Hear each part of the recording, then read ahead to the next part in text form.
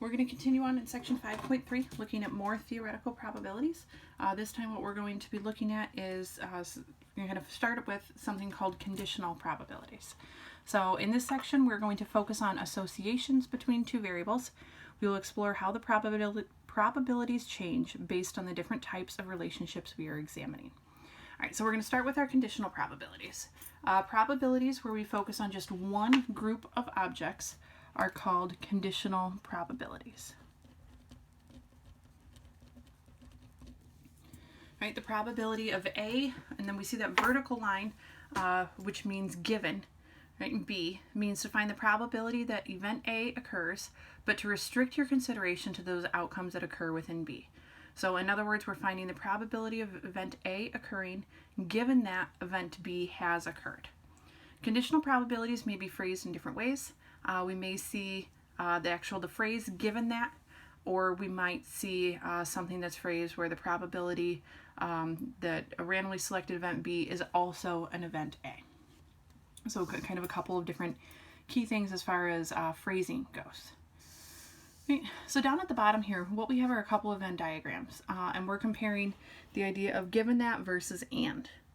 Right? So in our previous example about marital status and education, the probability that a college person is educated and is married, right, that was the group in the middle, and we were taking that out of everybody in both of these sets. Now, if we are talking about a college educated person is married, right, then we're focusing our fact that we are given that the person is college educated. So we are focusing on one group in our Venn diagram instead of our entire Venn diagram. So as we're going through here, we'll kind of go through some different examples and look at the phrasing, how we can set these problems up, and what's going to be different when we're calculating our probability. Before we do that, we're just going to take a quick look at the first example and try to determine, based on the phrase, right, what are we looking at here. So, decide if the events in the question are used in a conditional probability or an and probability. Explain. Write the statement using probability notation. And what we're going to do is we're going to let the selected person A, event A, is going to represent going online. Event B is going to be that they are a teenager. All right. So the probability that a randomly selected teenager will go online sometime during this month. All right. So if we are looking at this, what we want to decide, are we looking at our whole entire group, or are we focusing on one group? Right, and in this case, we're focusing on, right, the probability that a randomly selected teenager will go online sometime during the month. So we are restricting our original group to teenagers. Right, so it's not just a random person; it's a randomly selected teenager. Right, so in this case, we're going to say that this is a conditional statement. Right. We are given that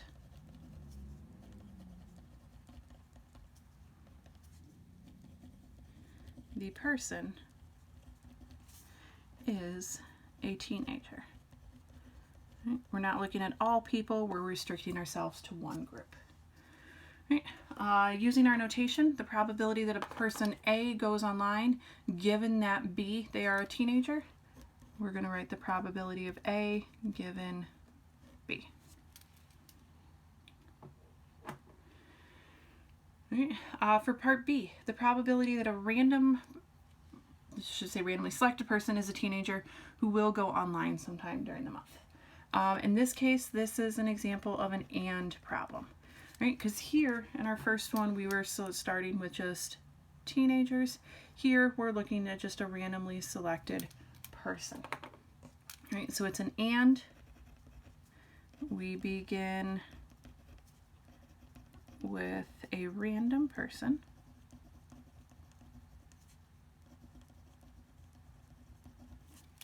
So notation wise for this one would be P of A and B. All right, and then for C, the probability that a randomly selected person who goes online, so this time we're restricting our group to the group that goes online, this month is a teenager. Just definitely a couple of typos in this one. All right. So this would be another example of a conditional probability. This time we are given that